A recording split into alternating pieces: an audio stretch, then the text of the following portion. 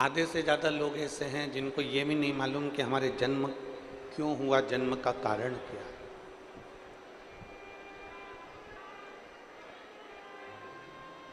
वेदव्यास जी शिव महापुराण में लिखते हैं कि बिना कारण के किसी का जन्म नहीं होता। किसी कारण से बिना कारण के कोई नहीं जन्म लेता, कोई ना कोई कारण ऐसा होता है जिसके कारणवश हमारा जन्म होता है।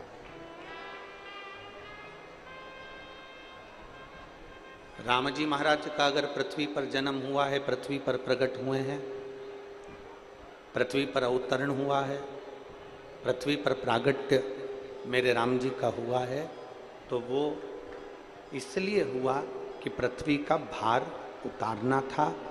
लंका अधिपति रावण जैसे ऐसे ना जाने कितने अहंकारी राक्षस थे जिनका संहार करना था।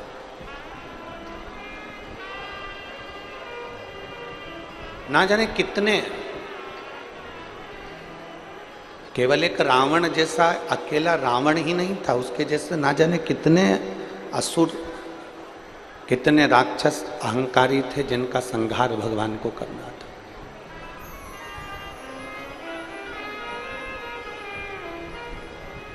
और पृथ्वी के भार को कम करने के लिए, पृथ्वी के भार को उतारने के लिए मेरे राम जी महाराज पृथ्वी पर प्रकटे। कारण है, मेरे भगवान कृष्ण का प्रागट्य हुआ, जन्म हुआ, अवतरण हुआ। उनके प्रागट्य का कारण भी यही था कि कंस जैसे ना जाने कितने असुर हैं, उनका संहार करना।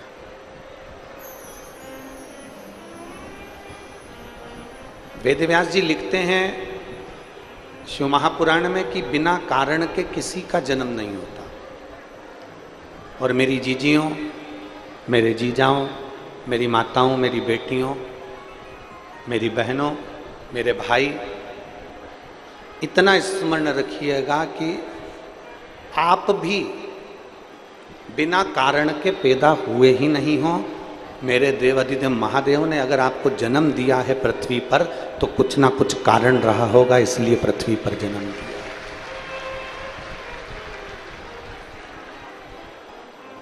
हमने एक कथा पहले कही थी, आपके स्मरण में होगी।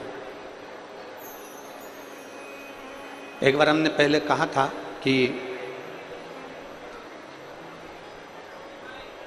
यहाँ जितनी मेरी जीजियाँ बैठी हैं, जितनी मेरी बहनें बैठी हैं, जितनी मेरी माताएं बैठी हैं, हमने पहले कथा में कहा था कि कोई भी माँ, कोई भी मेरी बहन, कोई भी मेरी जीजी अपने कमरे में, अपने कक्ष में अटाला नहीं रखती। ये कथा हमने पहले कही है। बोलो सुनी कि नहीं सुनी? बोलो तो जम के सुनी है ना? कि कोई भी बहन, कोई भी माता, कोई भी स्त्री, कोई भी पुरुष अपने सोने वाले कमरे में, जिस कमरे में वो सोते हैं, जिस कमरे में वो विश्राम करते हैं, जिस कमरे में वो आराम करते हैं, उस कमरे में अटाला नहीं रखते, कबाड़ा नहीं रखते, कचरा नहीं रखते, बेकार सामान नहीं रखते। जो काम की चीज है उसी को वो अपने कमरे में रखते हैं। जो अच्छी चीज है उसी को वो अपने कमरे में रख रहे हैं। जब हम और आप अपने कमरे में कोई कचरा नहीं रखते, हम और आप अपने कमरे में कोई कबाड़ा नहीं रखते, हम और आप अपने कमरे में कोई बेकार सामान नहीं रखते, तो भोलेनाथ अपनी पृथ्वी पर किसी बेकार को नहीं रखते, सबको अच्छा ही रखते हैं। जो काम का है,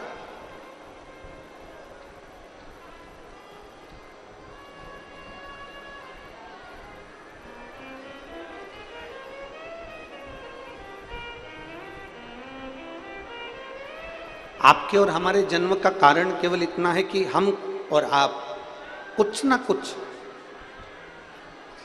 अपनी मातृभूमि के लिए, अपने राष्ट्र के लिए, अपने धर्म के लिए अपने सत्कर्म के लिए, भगवत स्मरण के लिए, अपने परिवार के लिए, अपने कुटुंब के लिए हमारा जन्म हुआ है। कुछ अच्छा करने के लिए हम पैदा हुए, कुछ अच्छा करने के लिए हमको ये मानव का शरीर मिला।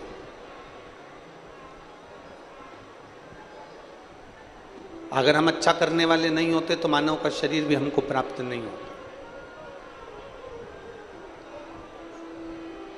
पूर्व में जो हमने कर्म करा है, वो कर्म करते करते करते करते हम इस मानव के शरीर तक पहुंचे। अब देखो, शिव महापुराण में षडानंद कार्तिकेय जी का वर्णन आता है, और कार्तिकेय बाबा का जब वर्णन आता है तो कार्तिकेय जी ने भी, षडानंद कार्तिकेय जी ने अपनी माता से पूछा था, पार्वती जी से, कि मेरे जन्म का कारण क्या, मैं क्यों पैदा हुआ।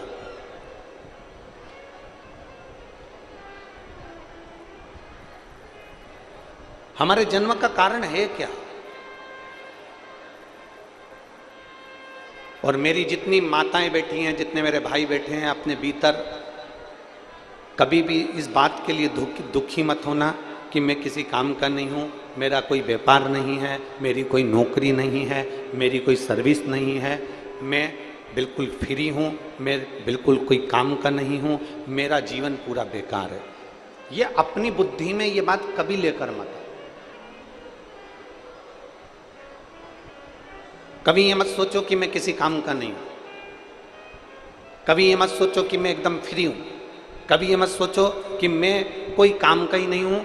कई लोग कहते हैं मेरा बड़ा भैया काम करता है, मेरा छोटा भैया काम करता है, मैं काम ही नहीं करता। कई बार अपनी घर की धर्म पत्नी भी ऐसी होती है जो अपने पति से कह देती है, देखो तुम्हारे जेठ, हमारे बड़े भैया काम कर रहे हैं, छोटे भैया काम कर रहे हैं, और तुम कुछ काम नहीं करते हो, निठल्ले जैसे रहते हो। नहीं,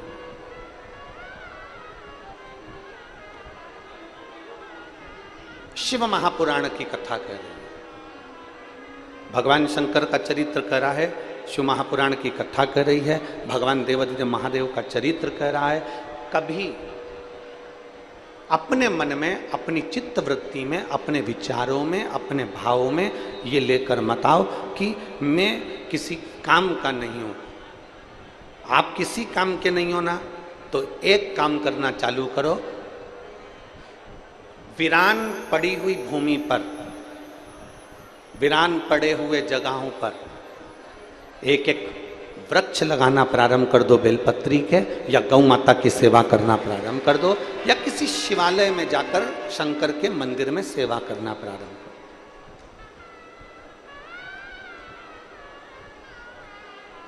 पर गलत सोच अपने भीतर मत लाओ कि मैं किसी काम का नहीं।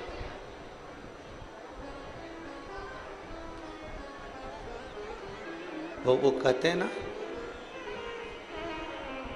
रचा है सृष्टि को जिस प्रभु ने, फल अब हम पाए।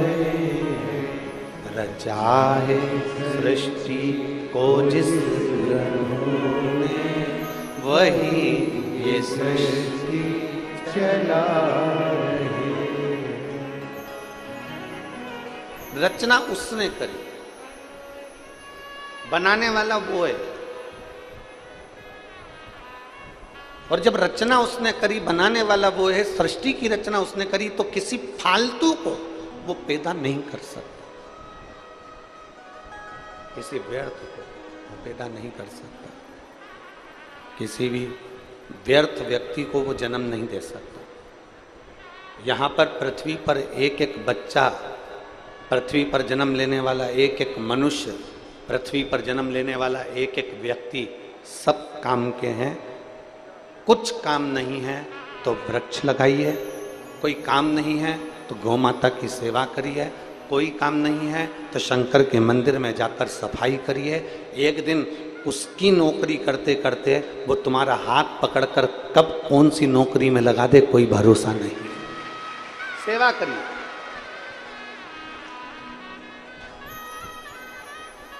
सेवा करो पर गलत संगत में मत बैठो।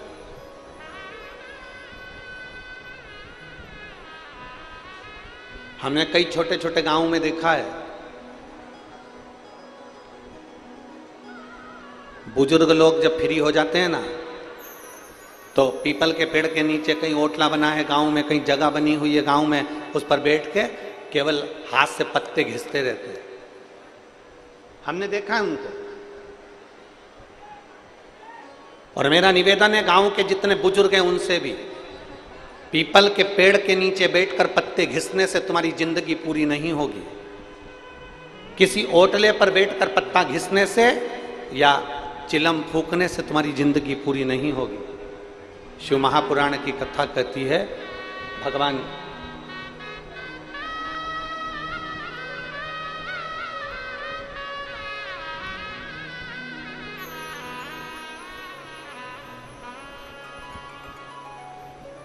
किसी ओटले पर बैठकर पत्ते घिसने से या व्यर्थ की बात करने से तुम्हारी जिंदगी पूरी नहीं होगी। शिव महापुराण में भगवान देवाधिदेव महादेव पार्वती जी को जब भ्रमण कराने के लिए काशी में लेकर जाते हैं, तो काशी में पहुंचकर पार्वती से कहते हैं, पार्वती, संसार में जन्मा हुआ व्यक्ति जिस दिन अपने समय की कीमत समझ जाता है, उस दिन मैं उसके समय को श्रेष्ठ बनाना प्रारंभ कर देता हूं।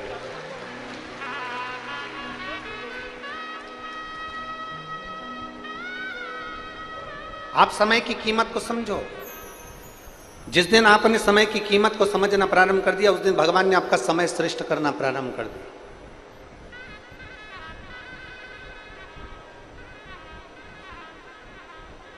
जिस दिन आपने समय की कीमत को जानना प्रारंभ कर दिया कि मेरा समय मुझे अमूल्य बनाना है, कीमत वाला बनाना है, मेरा समय व्यर्थ नहीं जाना चाहिए।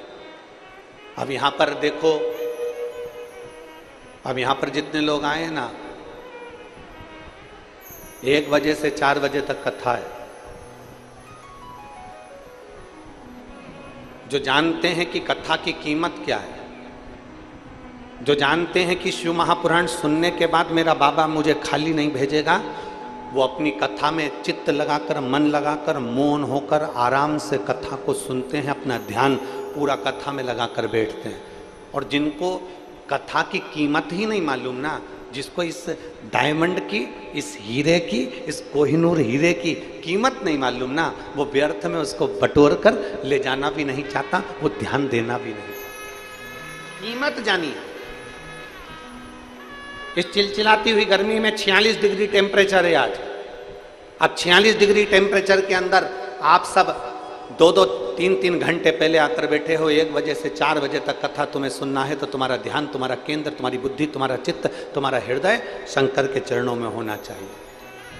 शिव चरणारविंद, अपने समय की जिसने कीमत जान ली, जो अपने समय को पहचान गया, जिसने अपने समय की कीमत को जान लिया, शंकर भगवान माता पार्वती जी से काशी में कहते हैं कि जो अपने समय की कीमत जान जाता है, उसके समय को बदलने में देरी नहीं लगती, मैं स्वयं आगे रहकर उसका समय बदल दूंगा। समय की कीमत को जानो।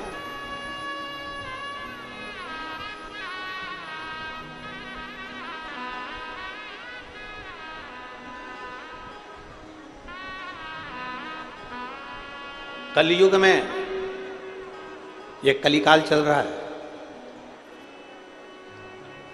कलयुग में कोई आपको स्वीकार करने को तैयार नहीं होगा।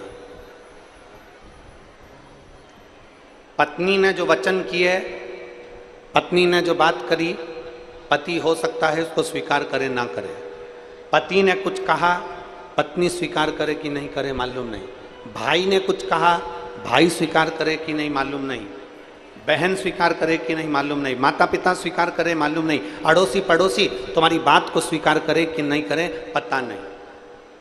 समाज के लोग आपकी बात को स्वीकार करें ना करें, पर दुनिया के लोग इस कलिकाल में आपकी बात को स्वीकार करें चाहे ना करें, पर इतना पक्का है कि दुनिया के लोग समय निकालकर आपका शिकार जरूर कर लेंगे, पर आपकी बात को स्वीकार नहीं करेंगे। आपका शिकार कर लेंगे।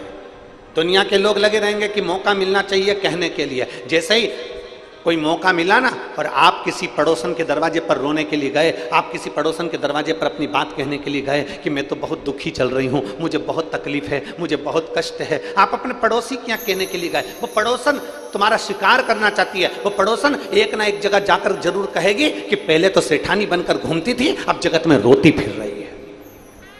स्वीकार नहीं करेंगे वो आपकी बात को, स्वीकार नहीं करेंगे वो आपके वचन को, वो आपका शिकार करेंगे। इसलिए शिव महापुराण की कथा कहती है, जगत में किसी के आगे मत जाकर रोइए, द्रौपदी से सीख लो। द्रौपदी ने अपने धृतराष्ट्र गांधारी काका ससुर से कहा, मेरा चीर खींच रहा है। काका ससुर तुम तो बोलो। धृतराष्ट्र कहते हैं मेरी आंखें नहीं है। गांधारी कहती है मेरी आंखों पर पट्टी बंधी है। भीष्म पितामह कहते हैं मैंने दुर्योधन के घर का अन्न खाया। गुरु द्रोणाचार्य मना कर देते हैं, सारी की सारी सभा मना कर देती है। पांडव तक उठकर द्रौपदी के चीर को नहीं बचाते। तब द्रौपदी को समझ में आ गया कि ये पूरा संसार केवल देखने वाला है और तुम्हारे पर ठिठोली करने वाला है। ये पूरा संसार केवल तुम पर उंगली उठाने वाला है। ये पूरा संसार केवल तुम्हारी खामियां देखने वाला है। ये पूरा संसार तुम्हारी गलतियों को छांटने वाला है। तुम्हारी अच्छाई तुम कितना भी कर लो, अच्छाई थोड़े दिन करोगे लोग भूल जाएंगे, पर बुराई जीवन पर्यंत तक निकालते रहेंगे। द्रौपदी समझ गई ये यहाँ जितनी सभा में बैठे हैं ये कोई मेरा साथ नहीं देंगे। जब द्रौपदी ने जान लिया कि यह सब व्यर्थ है, तब द्रौपदी ने भगवान कृष्ण को पुकारा और मेरा ठाकुर आकर द्रौपदी का चीर बढ़ाकर चला गया। एक दिन आप भी जान जाओगे, नाते रिश्ते कुटुंब कबीले परिवार से सब सब सब जितने भी हैं इनको पहचान जाओगे एक दिन। और अंत समय प्रभु वचन दिया तो निभाना पड़ेगा। आए ना आए प्रभु कुटुंब कबीला, अंत समय प्रभु आना पड़ेगा। वचन दिया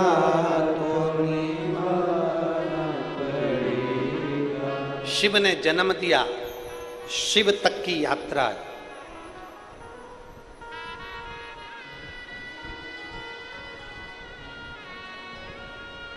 शिव ने जन्म दिया और शिव तक की यात्रा है।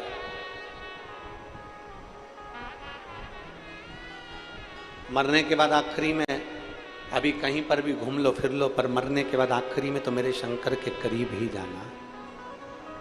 अंत समय में तो मेरे देवादिदेव महादेव के नजदीक में ही जाना। अंत समय में तो मेरे शंकर के करीब ही पहुंचना। अंत समय में तो जाना शमशान ही है, पहुंचना उसके पास। एक बहुत सुंदर कथा आती है।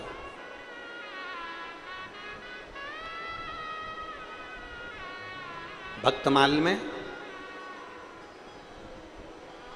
एक संत गोरा कुमार की कथा आती है।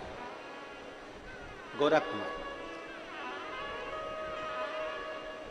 कुम्हार था।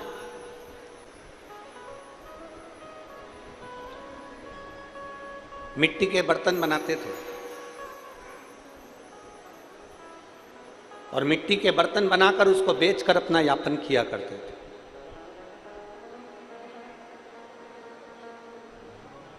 गोरा कुमार जिनकी माता का नाम रुक्मणी था और पिता का नाम माधव जी था। गोरा कुमार तो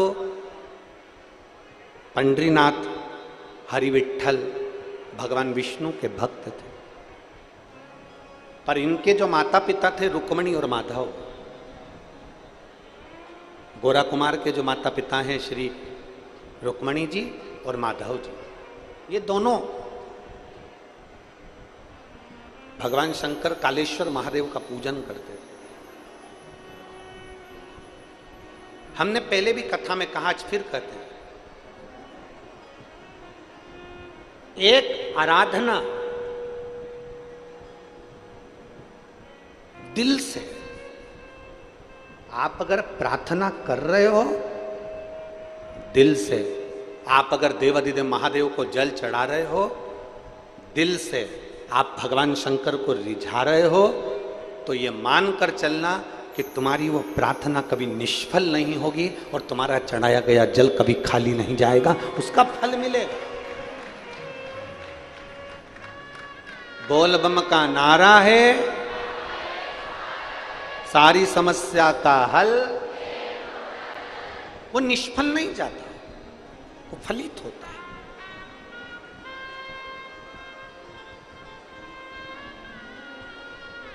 और शंभो शरणे पड़े मांगो घड़ी रे घड़ी, दुख काटो दया करीन दर्शन शंभो शरणे पड़े मांगो घड़ी रे घड़ी, दुख काटो दया करीन दर्शन आपो। गोरा कुमार के माता पिता रुक्मणी जी और माधव जी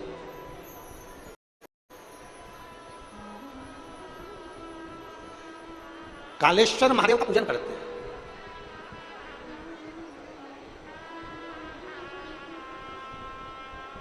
अब देखिएगा जरा, दोनों पति पत्नी के अलग अलग नियम है। गोरा कुमार के जो माता पिता हैं उन दोनों के शंकर जी को रिझाने के अलग अलग नियम। मेरी जीजियों, आप शिव जी के मंदिर में कैसी पूजन करती हो ना, करो। और आपकी पड़ोसन से निवेदन है कि आपकी पड़ोसन को देखकर पूजन मत करना।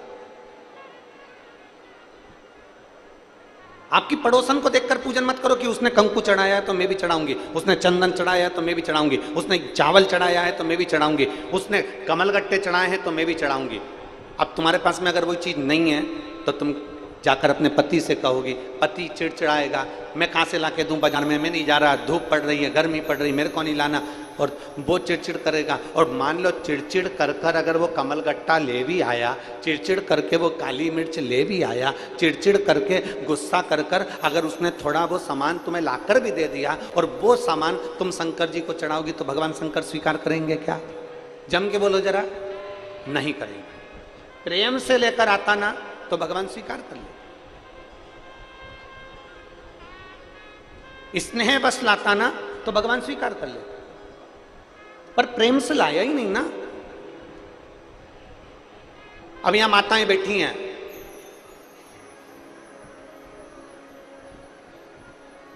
सावन के महीने में हम पार्थिव शिवलिंग का पूजन कराते हैं। अब कई माताएं ऐसी हैं कि वो सामान में अपने पति से जाकर कहती हैं, सुनो सभी पत्र लाके दो, सुनो लौंग ला कर दो, सुनो ये ला कर दो, सुनो वो ला कर दो। पति गुस्सा कर जाए, पति चिड़चिड़ा हो जाए, बेटे गुस्सा कर जाए, बेटे चिड़चिड़े हो जाए। तो शिव महापुराण की कथा कहती है फिर एक काम करो, अगर कमलगट्टा नहीं है तो चावल का दाना समर्पित कर दो, काली मिर्च नहीं है चावल का दाना समर्पित कर दो, अगर लौंग नहीं है चावल का दाना समर्पित कर दो। पर कोई चिड़चिड़ होकर कोई सामान ला कर दे और वो शंकर जी को चढ़ाओ, वो मेरा शिव स्वीकार नहीं करता। प्रेम वश आया हो तो शंकर को दो, प्रेम वश। एक पत्र है, देखिए, पत्र नहीं प्रश्न है।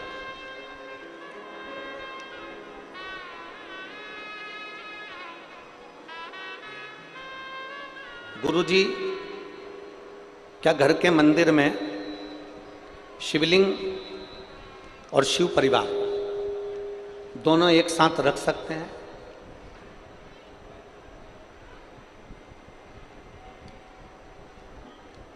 अब देखिए, पहले तो शिव महापुराण की कथा कहती है शिवलिंग और शिव परिवार।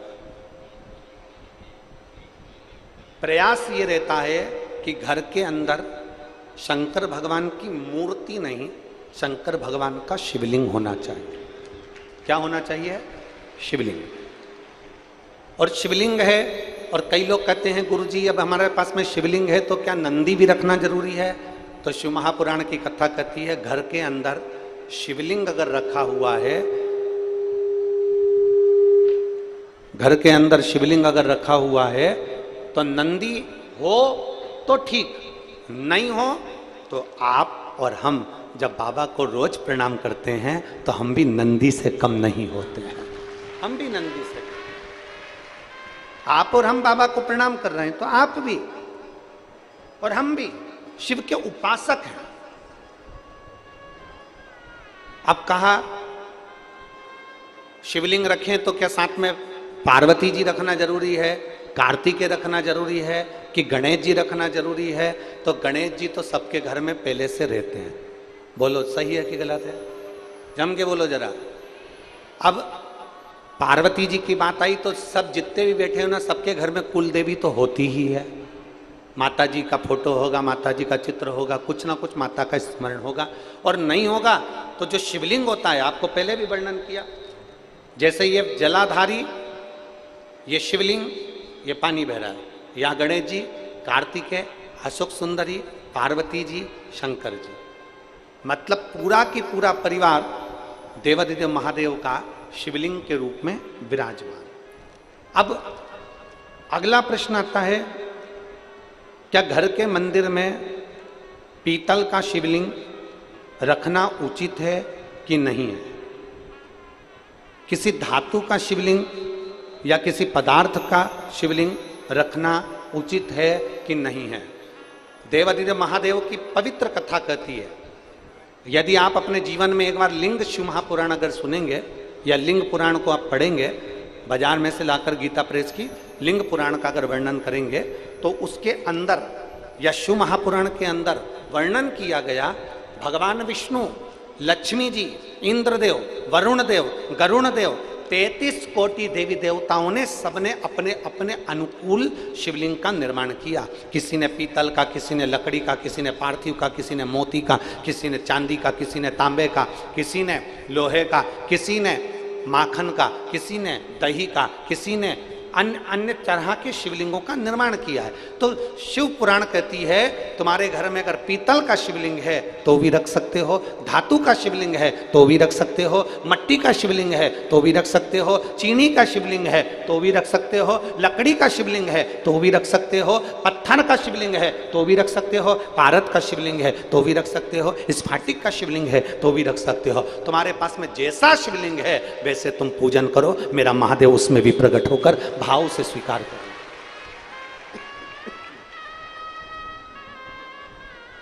उसमें कोई भेद नहीं कि हमको ये शिवलिंग रखना है कि वो शिवलिंग रखना है, कि ये शिवलिंग स्वीकार करना है कि वो शिवलिंग स्वीकार करना, उसमें कोई भेद नहीं, उसमें कोई भेद नहीं।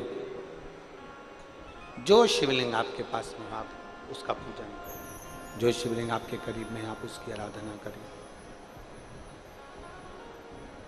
जो शिवलिंग आपके नजदीक में है आप उसकी आराधना करिए, आप उसका पूजन करिए। और तेरी पूजन को भगवान बना मन मंदिर,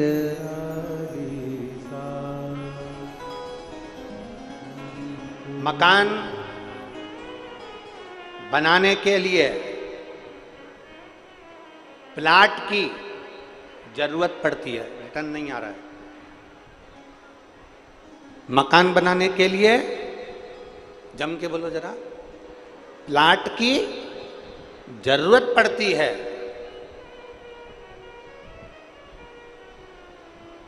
और भगवान को अपने घर में बुलाने के लिए केवल निर्मल मन की जरूरत पड़ती है, अच्छे दिल की जरूरत है। मिल मेरा वो घरदानी प्राप्त हो जाए। निर्मल मन सो मोहि पावा, मोहि छल छिद्र कपट ना भावा। निर्मल मन चाहिए।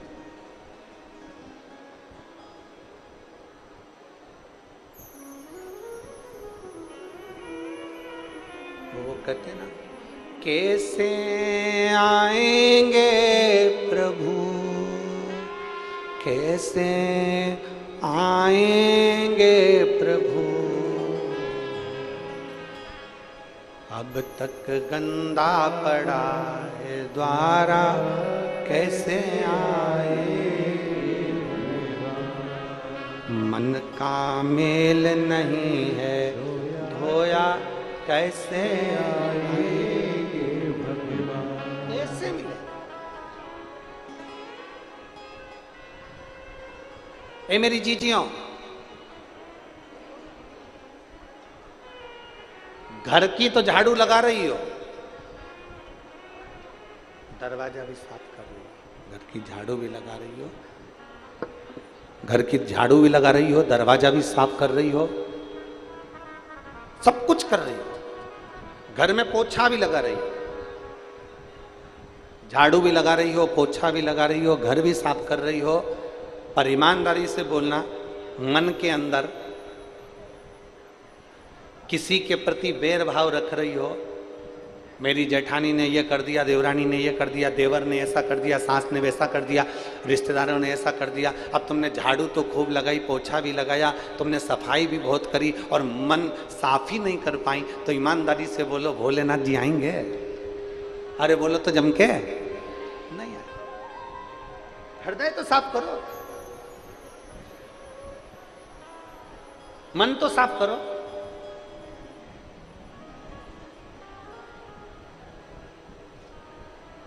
गोरा कुमार की मां, माता जी, और गोरा कुमार के पिताजी, दोनों की आराधना करने का तरीका अलग अलग है, दोनों का। तुम जैसे रिझाना चाहो वैसे रिझाओ भगवान। एक पत्र है, देखिए,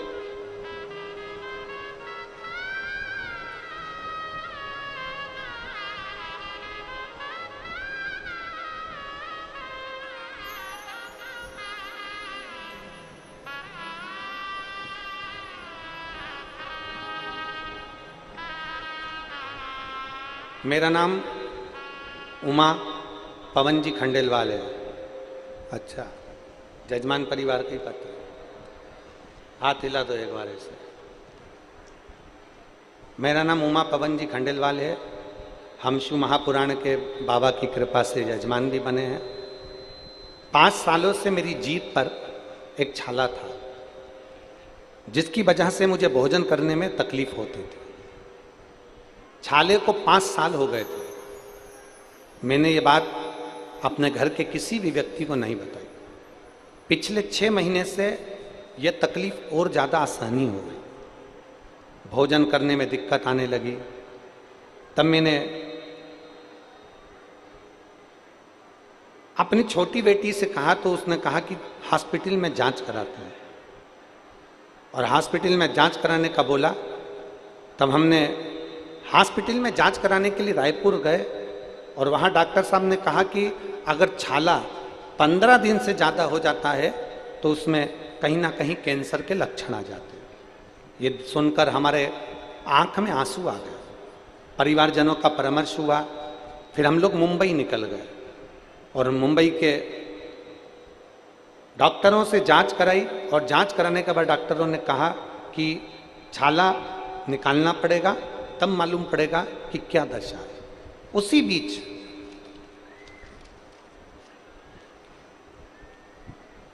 हम विश्वास रखकर सीधे सीहोर चले गए, और सीहोर से रुद्राक्ष लेकर आ गए।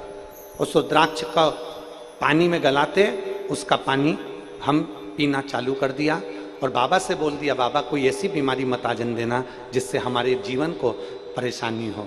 बाबा को प्रणाम कर कर हम ऑपरेशन के लिए उस छाले को निकलवाने के लिए चले गए, और कुंदकेश्वर महादेव का नाम लेकर जल पीकर हम जब गए, और छाला जब निकाला गया, निकालने के बाद उसकी जांच हुई, बाबा ने ऐसी कृपा करी कि कैंसर का कोई लक्षण नहीं आया। मेरे बाबा ने मुझे बचाया। आइए बेलपत्र ले जाओ, आ जाओ। शिव तत्व की प्राप्ति। गुरुजी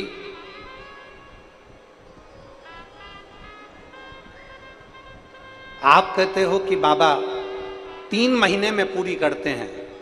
पर मेरा देवाधिदेव महादेव इतना सरल है, आपकी वाणी से जो शब्द निकलते हैं वो बाबा की कृपा से शंकर उसको स्वीकार करता है और बोलता और सुनता भी है। ये शिव तत्व है। हम उसके आश्रित हो गए ना, हमारा समर्पण उसके प्रति हो गया, हम उसके आश्रित हो गए।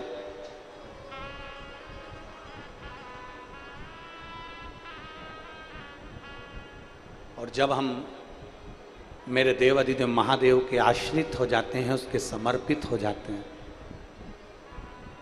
फिर वो संभाल लेता है। फिर वो संभाल, हमें नहीं संभालना, फिर उसको संभालना। एक पत्र और देखिए,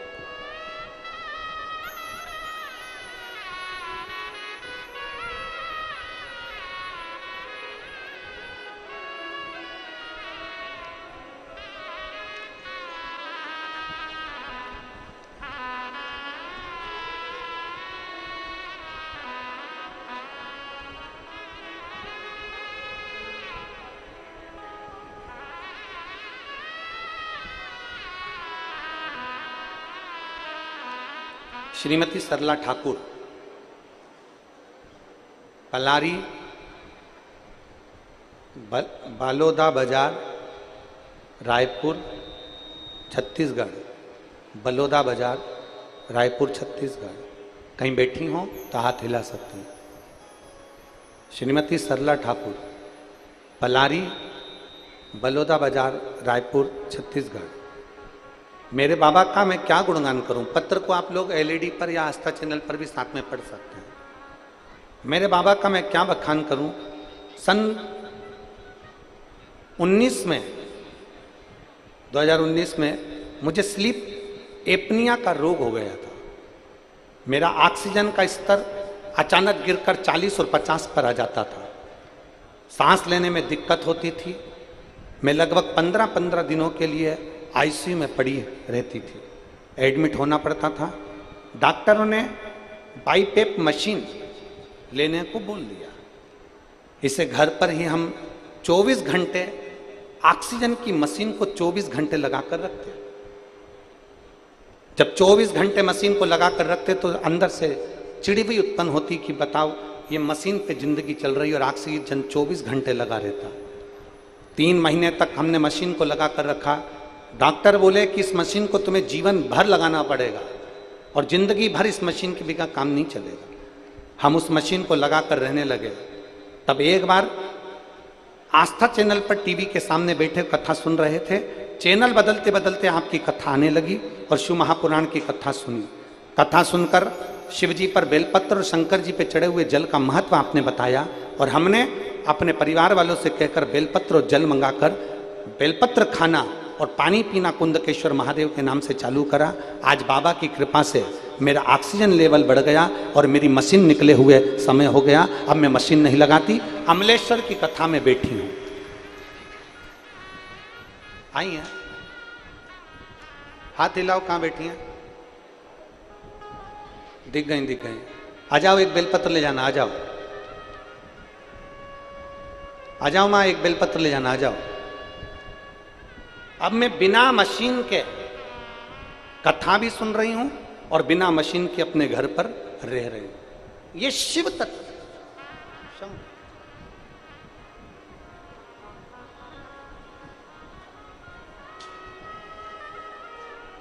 एक भरोसा केंद्रित करिए, एक विश्वास को बढ़ा लीजिए।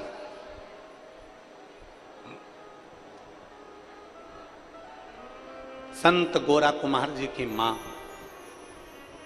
माताजी रुक्मणी, संत गोरा कुमार जी के पिता श्री माधव जी, दोनों की शिव भक्ति अलग अलग है। दोनों शंकर भगवान की भक्ति बड़ी अलग से करते। और फिर निवेदन है, देखा देखी में पूजन बिल्कुल मत करो।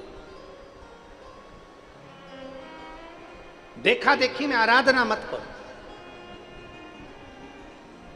देखा देखी में तो काम बिगड़ जाता है। हम पहले भी बोले, कक्षा 8वीं का पेपर था,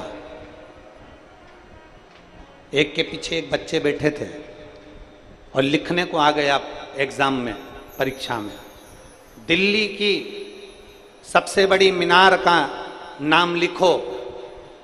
आगे वाले बच्चे ने लिख दिया दिल्ली में कुतुब मीनार है। पीछे वाले बच्चे ने आगे वाले बच्चे का देखकर लिख दिया दिल्ली में कुतिया बीमार है। देखा देखी में काम बिगड़ गया। हम जैसी आराधना करते ना वैसी करो। आपके दिल को जो अच्छा लगे ना वैसे शंकर जी का आराधना करो। आपको अच्छा लगना चाहिए, आपके मन को अच्छा लगना चाहिए, वैसे आप शिव की पूजन करो। जैसा तुम्हारा मन करे, जैसे तुम्हारा दिल कर जाए वैसे तुम शिव की आराधना करो। अब आज के ज़माने में क्या हो गया कि रोज़ की रोज़ तुम अपनी पूजन के तरीके को रोज़ बदल देते हो, रोज़ बदल देते हो। कोई महाराज आएगा, वो कह देगा कि शंकर जी पे चढ़ा हुआ पानी नहीं पीना चाहिए, तो तुम लोग वो विचार कर लोगे कि ऐसा वो इतना बड़ा पंडित जी बोल के गया था कि पानी नहीं पीना चाहिए, तो लोगों ने पानी पीना बंद कर दिया। फिर कोई कहीं का आ जाए और तुमसे कह जाए कि तुम तो रोटी भी मत खाओ, तो तुम खाना बंद कर दोगे क्या? अरे बोलो तो जम के, कर दोगे बंद?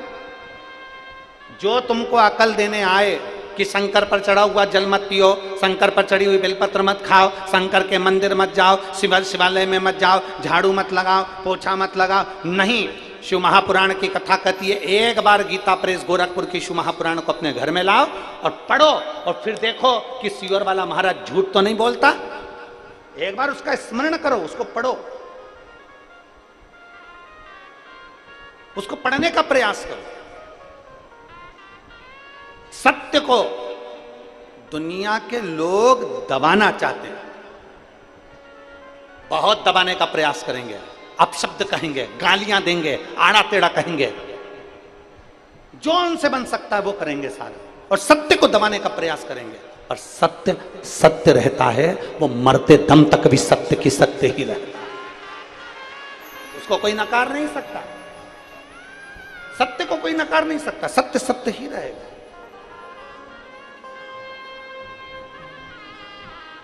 बोल बम का नारा है, सत्य को कौन नकारेगा? आप भजन करो।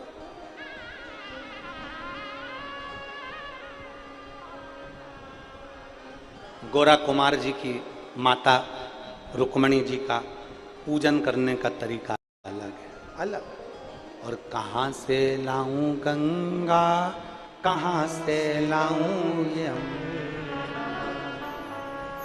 कहां से लाऊं सरयू अपार पड़ी रे, और भोले तेरी सेवा हमसे ना बनी रे, ओ भोले तेरी सेवा हमसे ना बनी रे। कहां से लाऊं लड्डू, कहां से लाऊं,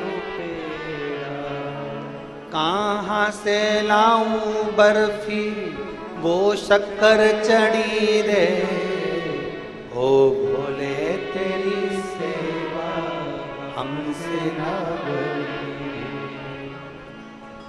कहां से?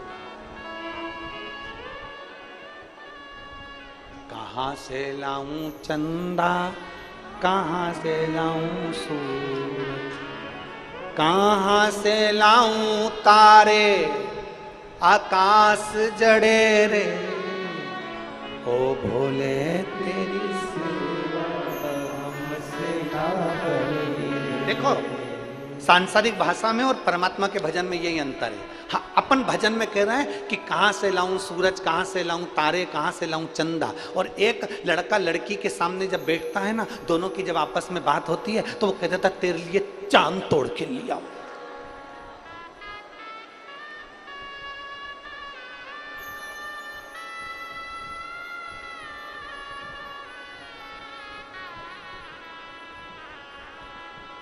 कितना झूठ।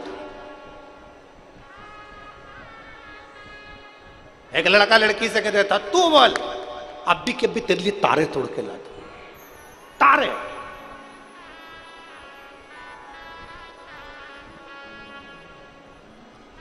देख, लड़का कहता है लड़की को रिझाने के लिए, तेरा नाम मैंने अपने हाथ पे लिखवाया, देख तेरा नाम।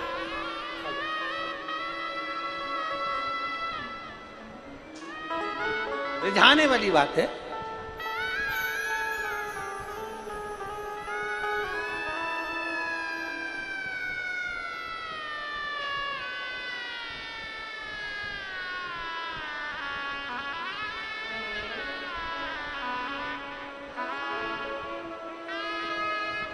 देखो, 24 घंटे मुख पर ऑक्सीजन लगी रहती थी और बाबा के जल का तो प्रभाव है। आज कथा में भी बैठी हैं और घर में भी खाई।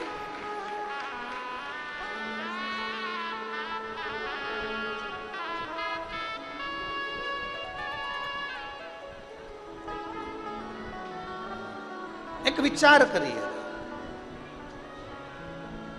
लड़का लड़की से कह रहा मैंने तेरा हाथ पे नाम लिखा लिया, इतना प्रेम करता हूं।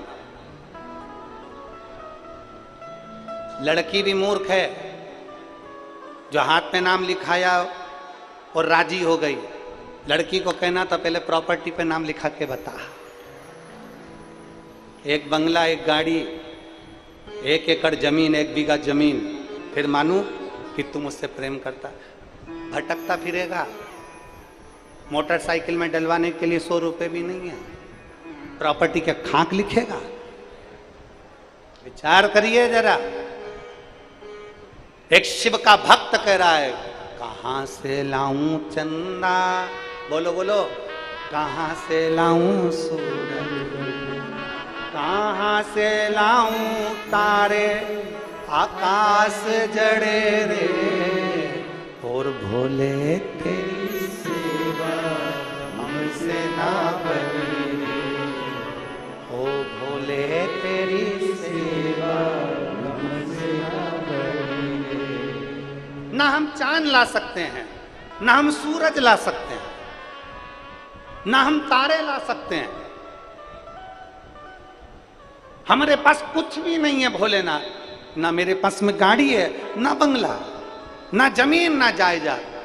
भोलेनाथ, केवल आपने जो जन्म दिया है पृथ्वी पर, ये शरीर, ये वाणी, ये नयन, ये श्रवण, ये चरण, ये हस्त, ये जिह्वा आपको समर्पित है।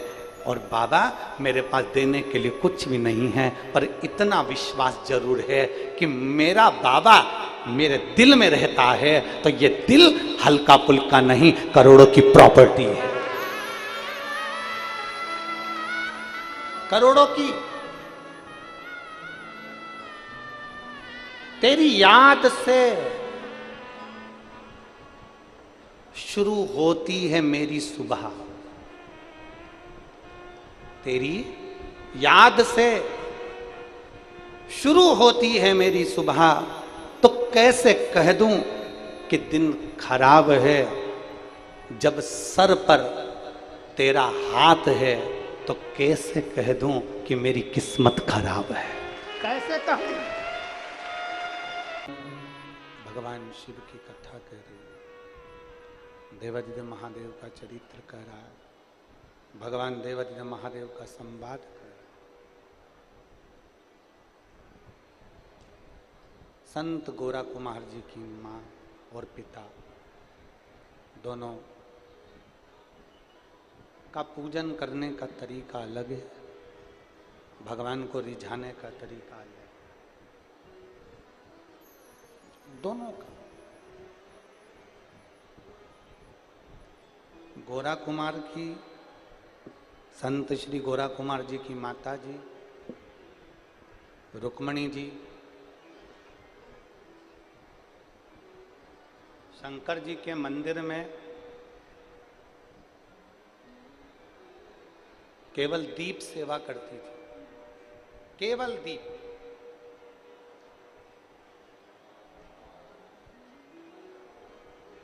हमने एक बार कथा में कहा था, आप लोगों के स्मरण में है कि नहीं पता नहीं, पर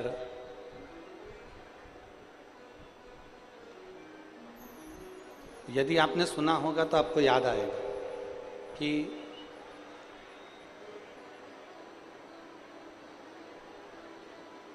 मंदिर में,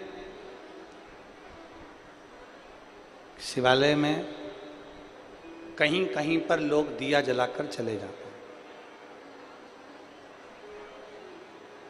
और हम तो यहां तक कहेंगे कि कुबेरेश्वर धाम सीहोर में भी अगर आप जाएं तो जो कंकर शंकर पूजन का स्थल है,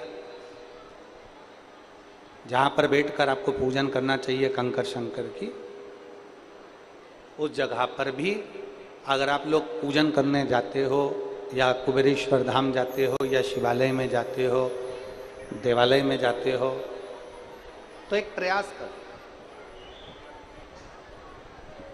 आपके पास चढ़ाने के लिए कुछ नहीं है, समर्पित करने के लिए कुछ नहीं है, देने के लिए कुछ नहीं है, तो जो हमारे बीच में शबरी नारायण वाले महाराज जी पधारे हैं, एक बार जोरदार ताली बजाकर स्वागत, वंदन, अभिनंदन। स्वामी जी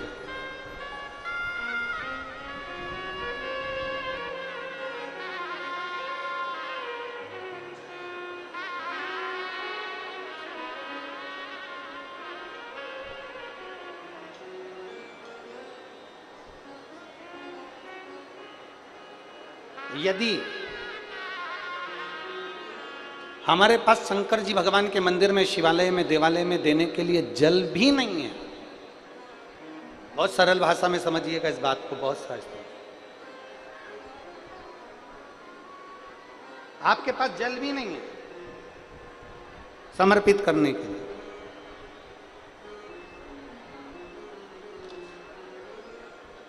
तो एक काम करिए, वहां पर जो दिए ठंडे हो गए, जिनमें ज्योति नहीं है, जिसकी ज्योति विसर्जन हो गई हो, केवल दीप,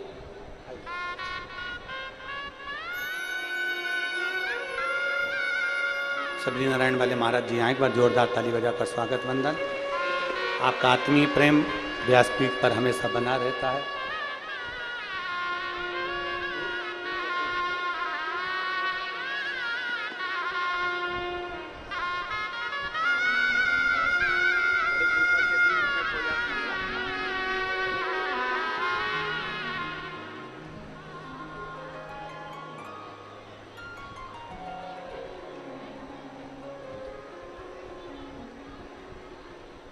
मान लो जल भी नहीं है अपने पास में, मान लो कोई सामग्री अपने पास में शिव जी को समर्पित करने की नहीं, मान तो जो दीप शिव भक्त लगाकर चले गए हों, जो दीप भगवान शंकर को लगाकर भक्त लोग चले जाते हैं और वो ठंडे हो जाते हैं, उनका विसर्जन हो जाता है, उसमें ज्योति नहीं रहती है, तो वो दीप अगर हम उठाकर एक जगह पर एकत्रित कर कर भी रख देते हैं, एक जगह पर इकट्ठे कर कर हमने रख दिया, तो कभी आप मौका लगिए, कभी जिंदगी में मौका लगे तो ये प्रयास कर कर देखना, जगह जगह पर लोग दिए जलाकर चले जाते हैं, उन दीपक को एक जगह एकत्रित कर कर अगर आप जाएंगे तो आप उसका अनुभव करेंगे कि आप ये अनुभव करेंगे कि आपके मस्तक पर जो पितृ दोष होता है, आपके मस्तक पर जो पितरों का दोष माना जाता है, लोग कहते थे पितृ दोष हो गया, पितृ दोष हो गया, पितृ दोष हो गया, 1 रुपये कमा रहे हो, 1.25 रुपये खर्च हो रहे हैं, हाथ में पैसा नहीं दिख रहा, मानसिक टेंशन बना हुआ है। आप किसी शिवालय में अगर गए हो, कुछ भी समर्पित करने का नहीं है, तो वहां पर जितने दिए ठंडे हो गए हों, उन दियों को इकट्ठा कर कर एक जगह कर एकत्रित भी कर दिया जाए और प्रणाम उन दियों को कर लिया जाए, तो हमारा पितृदोष भी समाप्त हो जाता है। यहां तक शास्त्र।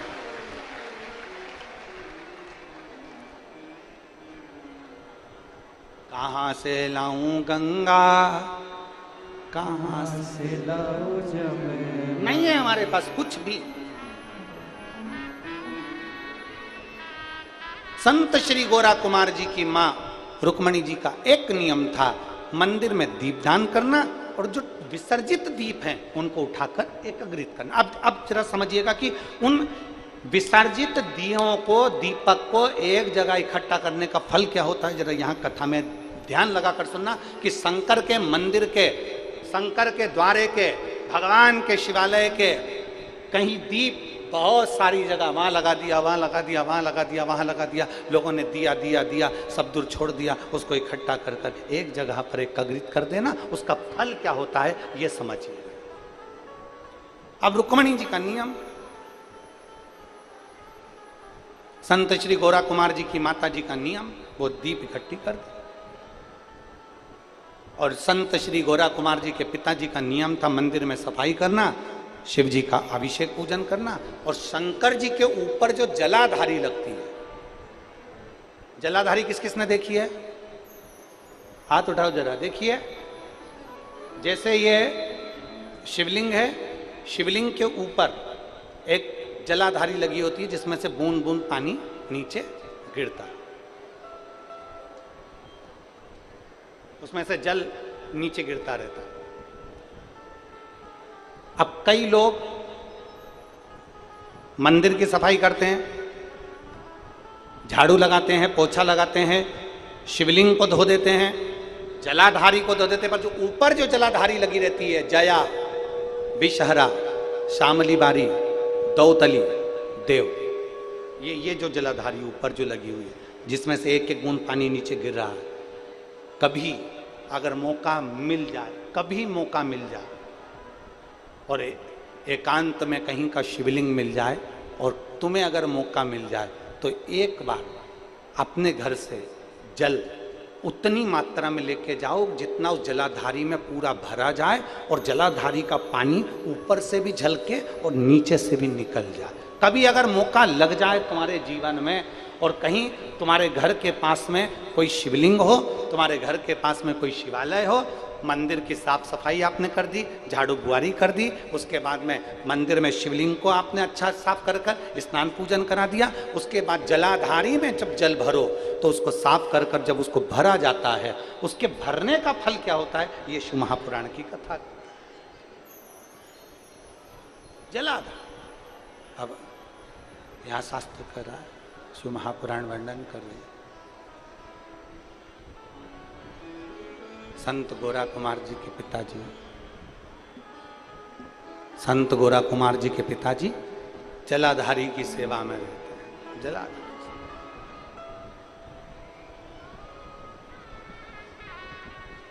गोरा कुमार जी की माता के गर्भ से 8 बच्चों ने जन्म लिया। एक बच्चे ने जन्म लिया, वो मर गया। दूसरे बच्चे ने जन्म लिया, वो मर गया। तीसरे बच्चे ने जन्म लिया, वो मर गया। ऐसे 8 बच्चे माता रुक्मणी जी और माधव जी के चले गए। 8 बच्चे। अब जब 8 बच्चे मर गए, रुक्मणी जी आज अपने पति के कंधे पर सिर रखकर रो रही हैं, खूब बिलक बिलक कर रो रही हैं, बहुत। श्री माधव जी ने कहा, रुक्मणी क्यों रो रही? रुक्मणी जी कहती हैं, मेरे 8 बच्चे चले।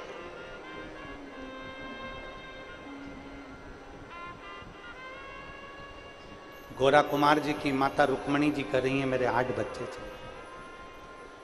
8 बच्चे चले। अपन कालेश्वर महादेव का पूजन करते हैं, अपन कालेश्वर महादेव की आराधना करते हैं, अर्चना करते हैं, पूजन करते हैं, और उसके बाद भी अपने 8 बच्चे चले गए। अपने 8 बच्चे मर गए। माधव जी ने कहा, रुक्मणी, शंकर जी का भक्त कभी हारता नहीं है। बोल बम का नारा है, बाबा एक सहारा है। शिव का भक्त कभी हारता नहीं है रुक्मणी, और तुम हार रही हो। 8 बच्चे मर गए ना, उसको पसंद नहीं होंगे, ले लिए होंगे। हमारे पूर्व के कर्म के कारण हमको भोगना पड़ता है। हमारे पूर्व के कर्म के कारण हम भोग रहे हैं। क्यों रोती है? रोती रोती रुक्मणी भगवान शंकर के मंदिर में, कालेश्वर महादेव के मंदिर में पहुंच गई। कालेश्वर महादेव के मंदिर में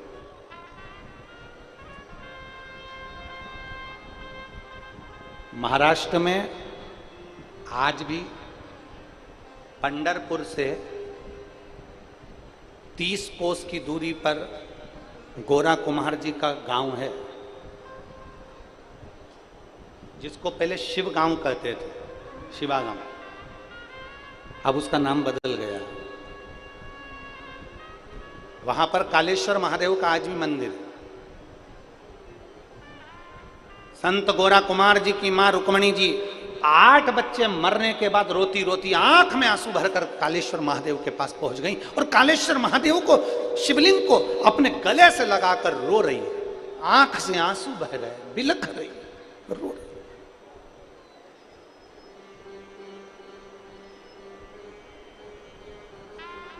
नैनों से जल बह रहा, रो रही।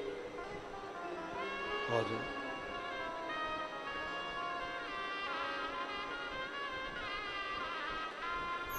4 तरह के आंसू होते हैं।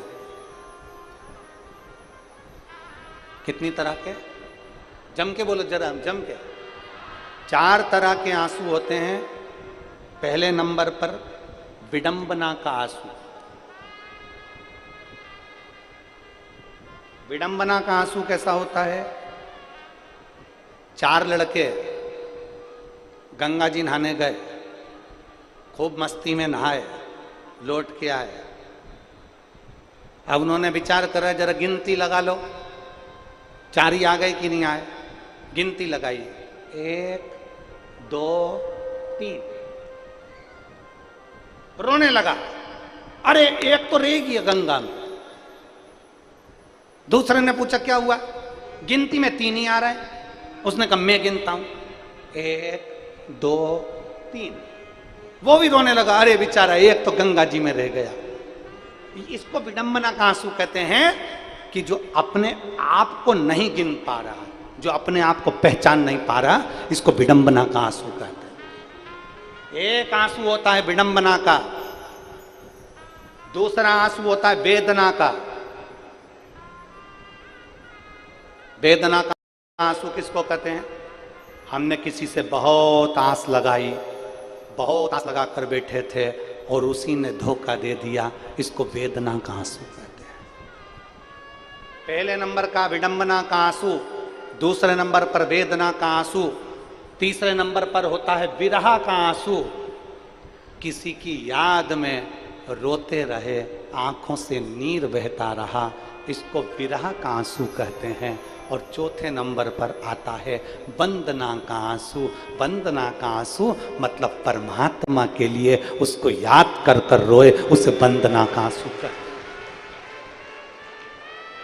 उसे वंदना का आंसू कहते हैं।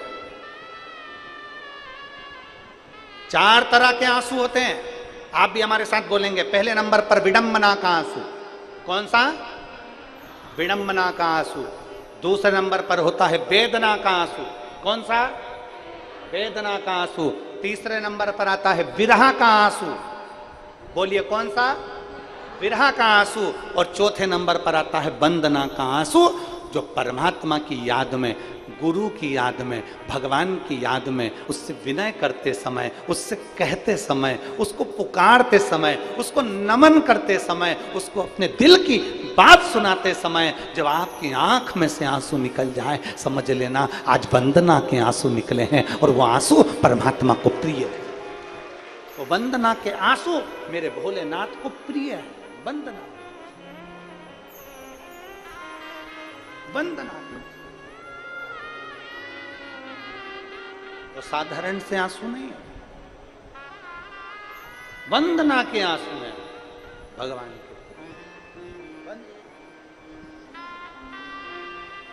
अब माता रुक्मणी शिव जी के मंदिर में जाकर रो रही हैं। वो कौन सा आंसू है? 4 आंसू में से वो कौन सा आंसू है? बोलो जम के बोलो जरा, कौन सा आंसू है? वंदना का आंसू। गले लग गई, शिवलिंग को अपने हृदय से लगा लिया, हृदय से।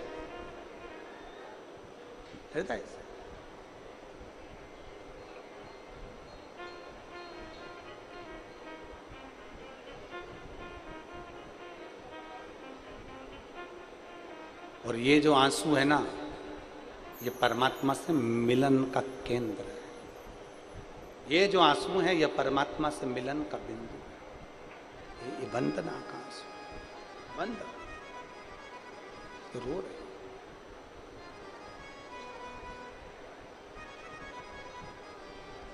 जैसे रुक्मणी जी, जैसे द्रौपदी जी रोई थी ना,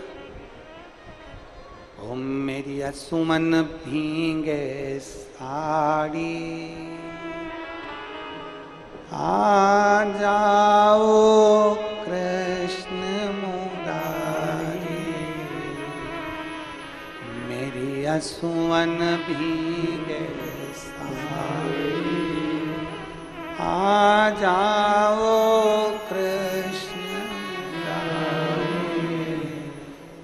क्या भूल गए गिरधारी, जब उंगली कटी तुम्हारी, क्या भूल गए गिरधारी, जब उंगली कटी तुम्हारी, मेरी असुवन भींगे साड़ी, आ जाओ कृष्ण मुरारी, मेरी असुवन भींगे साड़ी। नैनों से नीर बह रहा है, अश्रु बह रहा है। विडंबना, वेदना, विरह और वंदना, 4 आंसुओं में से आज जो आंसू बह रहा है, गोरा कुमार जी की माता के आंख से आज जो आंसू बह रहा है, वो वंदना का आंसू, वो निवेदन का आंसू, भगवान को पुकारने का आंसू। कई बार माताएं आती हैं ना, और माताएं आती हैं तो उनकी आंख में आंसू भर आते हैं। हम उनको देखते हैं तो लगता है कि केवल व्यासपीठ तक पहुंची, केवल व्यासपीठ तक पहुंची तो इनकी आंख में आंसू आ गए वंदना के। जिस दिन मेरे भोलेनाथ के करीब पहुंच जाएंगे, उस दिन आंख में से झरझर नीर बहेगा, झरझर। क्योंकि वंदना का जो अश्रु होता है, वो होता ही ऐसा, वंदना का अश्रु ऐसा ही होता है। रो पड़ी रुक्मणी, और रुक्मणी जी रोई और आंख में से आंसू। उनके पति आ गए माधव। माधव जी ने कहा, रुक्मणी तुम रो रही हो शंकर जी से गले लगकर?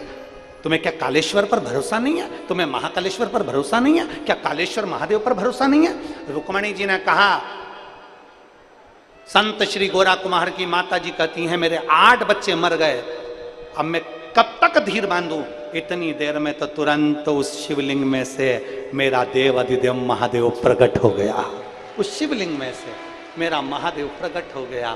प्रकट होकर कहते हैं, रुक्मणी तू रो रही है? माधव तेरी आंख में आंसू हैं? जा, जिस जगह पर तेरे 8 बच्चे जमीन में दफनाए गए, ये नियम है, जो छोटा सा बच्चा होता है वो मर जाता है तो उसका अंतिम संस्कार नहीं होता, उसको क्या करते हैं? जमीन में गाड़। जिस जमीन में, ध्यान देना, आप लोगों को मालूम है कि नहीं मालूम है? इधर छत्तीसगढ़ में ऐसा है कि नहीं? बोलो तो जम के।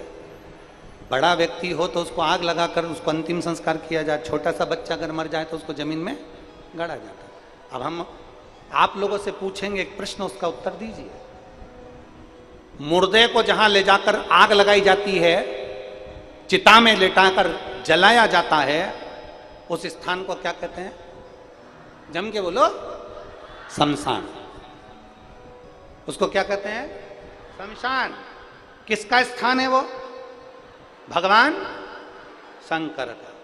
और छोटे से बच्चों को जिस जमीन में गाड़ा जाता है, जिस स्थान पर जमीन के अंदर गाड़ा जाता है, उस स्थान को क्या कहते हैं?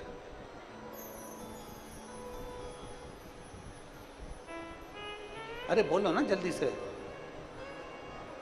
क्या कहते हैं उसको? उसको शमशान कहेंगे क्या? उस भूमि को क्या कहते हैं? जहां मुर्दे को आग लगाई जाती है, जहां चिता पर लिटाकर उसको जलाया जाता है, उसको शमशान कहा जाता है। वो शंकर का धाम होता है। जहां छोटा बच्चा दफनाया जाता है, जहां छोटे बच्चे को गाड़ा जाता है, अगर वो मर गया, छोटे बच्चे को जहां दफनाया जाता है, उस स्थान को गौरी कहते हैं। क्या कहते हैं? गौरी। उस स्थान का नाम होता है गौरी। मतलब ये मेरी माता पार्वती जी की गोद है, जिसमें बच्चे गोद में सो रहे हैं, उसको गौरी कहा जाता है।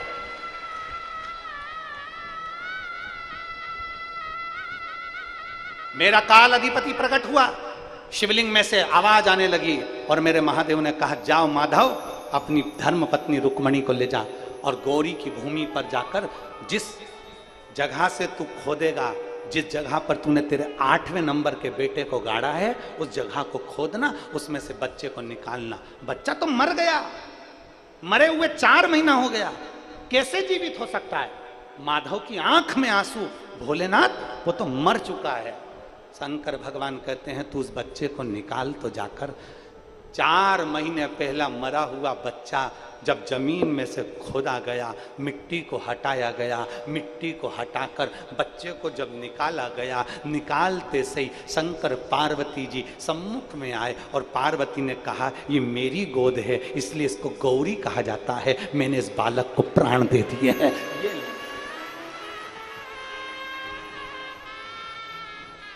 विडंबना के आंसू में वो सुख नहीं है, वेदना के आंसू में वो सुख नहीं है, विरह के आंसू में वो सुख नहीं है। जो सुख, जम के बोल दो, वंदना के आंसू में है। और वंदना के जब आंसू निकलते हैं तो मेरा महादेव छप्पर फाड़ कर लुटाना चालू कर देता है। देवता देते हैं पल्ला झाड़ कर और महादेव देता है छप्पर फाड़ कर। वो महादेव तुरंत, माता पार्वती जी आ गई, बच्चे को हाथ में दिया और देते से ही कहती हैं, क्यों रो रहे हो? माधव कहते हैं, 4 महीने पहले मरा हुआ बच्चा ये मरा हुआ है। शंकर कहते हैं, तो चिंता मत कर, अकाल मृत्यु वो मरे जो काम करे चंडाल का, और काल उसका क्या बिगाड़े जो भक्त हो महाकाल का। शंकर भगवान ने बच्चे को तुरंत गोदी में लिया और गोदी में लेते ही मेरे शंकर भगवान ने उसके कानों में मंत्र प्रदान कर दिया। मंत्र देते से बच्चा किलकारी कर कर रोना प्रारंभ करा। जो रोया, रुक्मणी जी ने गोदी में ले लिया। मेरा बेटा जिंदा हो गया, मेरा बेटा जिंदा हो गया। अब बेटा जिंदा हो गया, गौरी की भूमि से उत्पन्न हुआ, इसलिए इसका नाम गोरा कुम्हार होगा। कुम्हार का लड़का है तो गोरा कुम्हार कहलाएगा। ये साधारण बालक नहीं है, भगवान की अविरल भक्ति में डूबने वाला, भगवान का भजन करने वाला, ये वो गोरा कुमार हुआ जिसके विवाह हो गया था और भगवान नारायण की भक्ति में ऐसा डूब गया था कि अपना बच्चा भी मिट्टी में सन गया, मर गया, रोता रहा, बिलखता रहा। और भगवान के दरवाजे पर पहुंचने से पहले जिसने अपने हाथ तक काट कर दे दिए थे, और भगवान नारायण ने इस गोरा कुमार को फिर वापिस हाथ दिए और इसका बच्चा जीवित करा था, ये वो गोरा कुमार हुआ। शंकर की आराधना से, शिव की उपासना से, शंकर की भक्ति से, शंकर की आराधना से व्यक्ति को लगता है कि हमको कुछ मिलेगा कि नहीं मिलेगा, पर शंकर को चढ़ाया गया 1 लोटा जल हमारा बदलता है कल। ये निश्चित है, हमें प्राप्त कुछ ना कुछ जरूर हो, निश्चित। और मैंने तेरे ही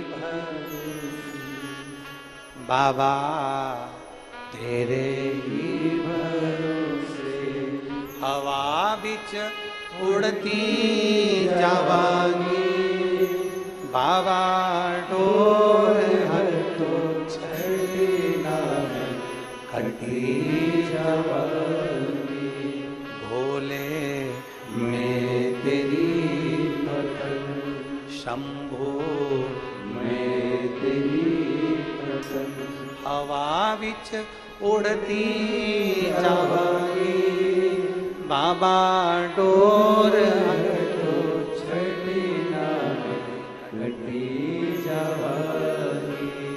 शिव की आराधना में बहे गए आंसू, शंकर की आराधना में दिया गया समय, शंकर की कथा में दिया गया समय, शिवालय में दिया गया समय, भगवान शंकर को दिया गया समय कभी खाली नहीं जाता, कभी भी।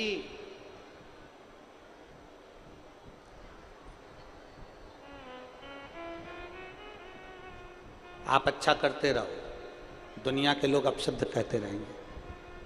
आपका काम है जगाने का, जगाते रहो, दुनिया के लोग अपशब्द कहते रहेंगे, ताना देते रहेंगे, गाली देते रहेंगे, आड़ा टेढ़ा बोलते रहेंगे। आप अपना फर्ज अदा करो, आप अपना कर्म करते रहो। एक व्यक्ति ने मुर्गे से पूछा, अच्छा कई लोग हमसे कहते हैं गुरुजी मुर्गा भी बोलता है, हमने कहा। एक व्यक्ति ने मुर्गे से पूछा, दुनिया के लोग तुझे जीने क्यों नहीं देते?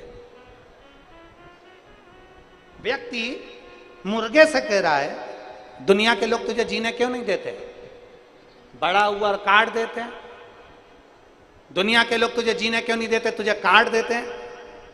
दुनिया के लोग तुझे जीने क्यों नहीं देते? काट कर खा जाते हैं।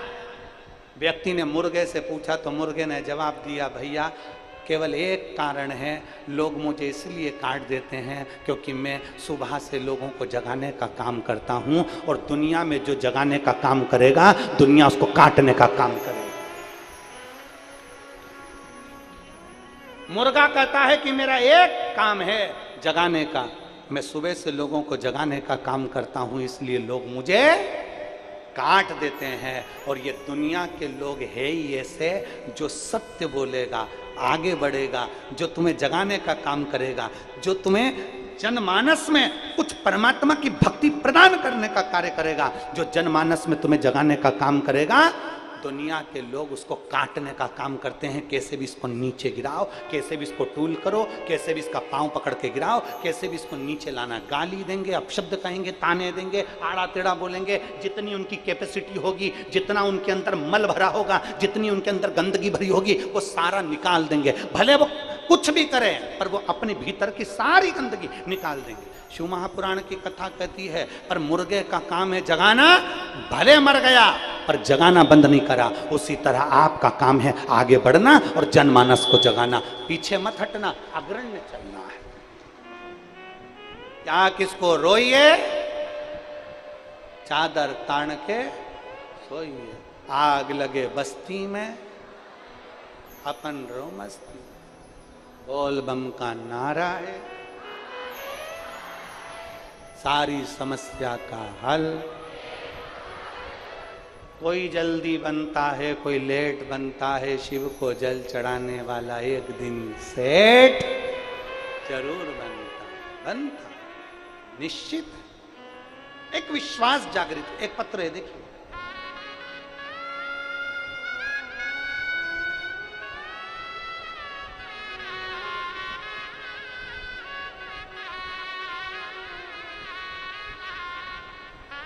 मैं सीमा साहू, पति श्री गणेश साहू, सोनारी जमशेदपुर टाटा नगर से आई हूँ। मेरा मोबाइल नंबर ये है, कहीं बैठी हो तो हाथ हिला सकती हूँ।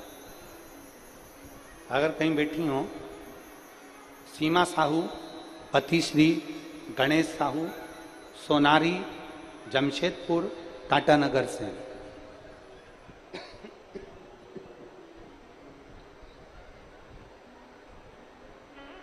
पत्र को आस्था चैनल पर और एलईडी पर आप पढ़ सकते हैं। एक लोटे जल का क्या गुणगान करूं गुरुदेव, मेरा मोबाइल नंबर ये है। मेरे पापा श्री रंती राम साहू, ससुर जी के मुंह में घाव हो गया था और अचानक से मुंह में ब्लड आना शुरू हो गया। हम सोच में डूब गए, ऐसा क्यों हो रहा है।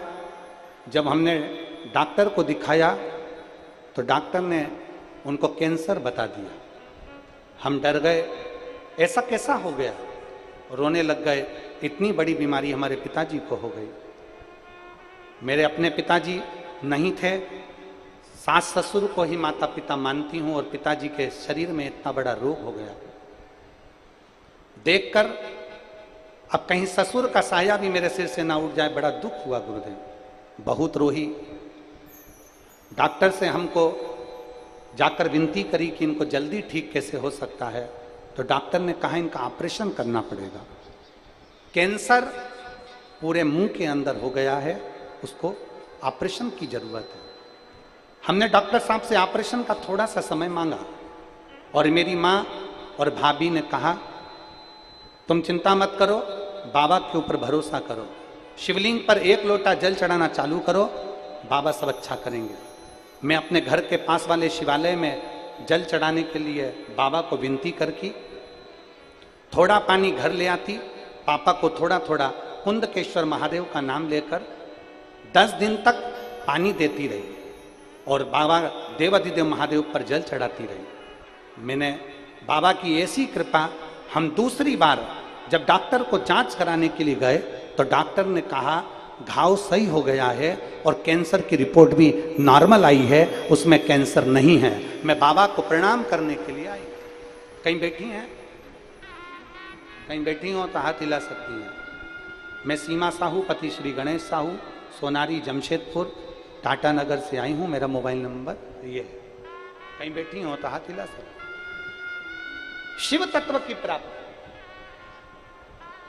नीचे की लाइन अच्छी लिखी है, आप और हम सब मिलके गुनगुनाते। मेरे बाबा दया करना, मैं तेरे भरोसे, मेरे बाबा दया करना, मैं तेरे भरोसे हूँ। एक पत्र और बड़ा अच्छा है, ये भी सुनिए।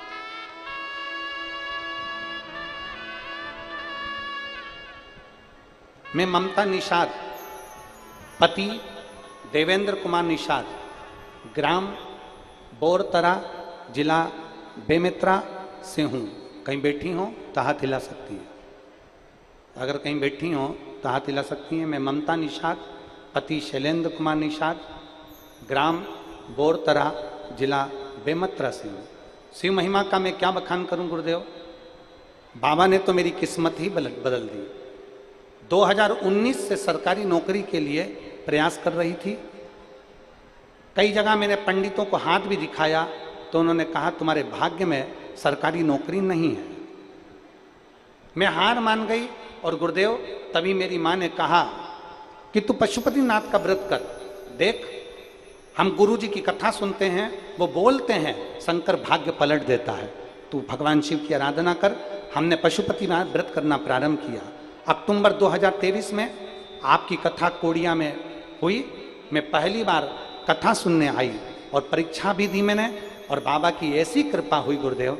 बाबा तो बाबा है, केवल मेरी ही नहीं मेरे पति की भी नौकरी मेरे बाबा ने सरकारी लगा दी। हम दोनों पति पत्नी आज सरकारी नौकरी में हैं और बाबा को यहाँ धन्यवाद देने के लिए आए। शिव तत्व है।